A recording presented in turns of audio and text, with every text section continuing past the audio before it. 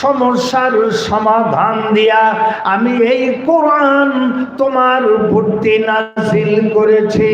জোরে সরে বলেন আলহামদুলিল্লাহ।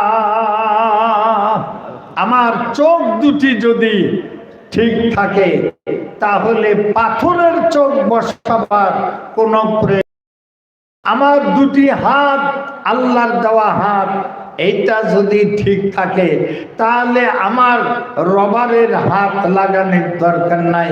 আমার পা দুটি যদি সচল থাকে, আর্টিফিশিয়াল পায়ের কোনো দরকার নাই, তাহলে বুঝবো আল্লাহর দেওয়া চোখ আসল চোখ, মানুষের দেওয়া নকল চোখ।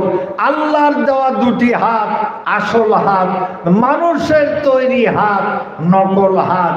আল্লাহর তৈরি পা আসল পা, মানুষের তৈরি আর্টিফিশিয়াল পা নকল পা। আল্লাহর কোরআনের বিধান আসল বিধান, মানব রচিত বিধান।